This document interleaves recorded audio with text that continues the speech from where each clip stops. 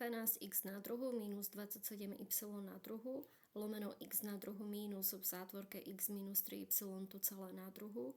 V čítateli môžeme vyňať trojku pred zátvorku. Čiže vyjmeme trojku pred zátvorku, v zátvorke dostaneme 4x na druhu minus 9y na druhu. V menovateli môžeme použiť vzorec a na druhu minus b na druhu. Naše b je teraz dvojčlen x minus 3y. Čiže to bude x minus v zátvorke x minus 3y, to je to a minus b krát x plus x minus 3y a plus b. V čítateli na tú zátvorku výraz v zátvorke môžeme použiť vzorec. Takže prepíšeme si to, 3 krát opíšeme, 4x na druhu minus 9y na druhu prepíšeme ako 2x minus 3y krát 2x plus 3y. Menovateľa upravíme. Keď máme mínus pred zátvorkou, meníme všetky znamienka. Čiže bude x minus x plus 3y.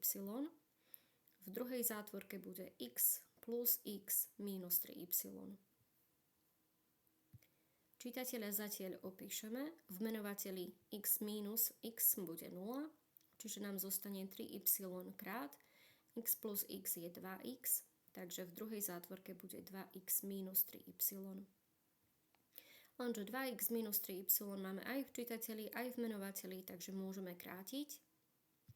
Môžeme vykrátiť trojky a môžeme vykrátiť dvojčleny 2x minus 3y, 2x minus 3y. Tým pádom nám zostane výsledok 2x plus 3y lomeno y. Podmienka bude z tohto kroku z menovateľa y sa nesmie rovnať 0 a 2x minus 3y sa nesmie rovnať 0, teda 2x sa nesmie rovnať 3y, vyjadrime x, chceme osamostatniť x, čiže budeme deliť dvomi. X sa nesmie rovnať 3y lomeno 2. AC na druhu plus BC na druhu minus 4a minus 4b.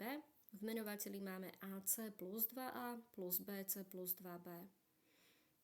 Takže zo všetkých 4 členov v čítateli v menovateli nemôžeme vynímať nič, ale môžeme vynímať po dvojiciach.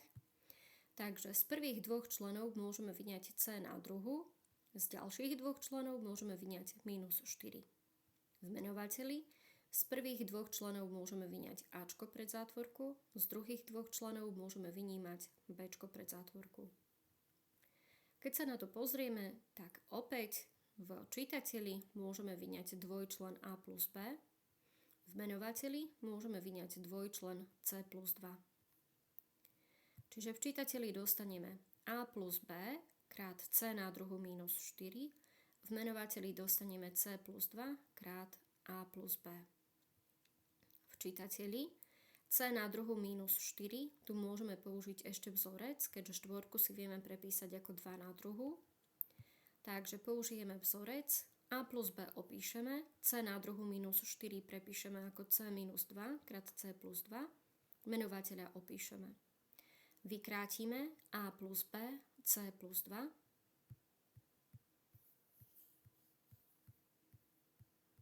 A tým pádom nám zostáva v výsledku c minus 2 lomeno 1, ale lomeno 1 písať nemusíme.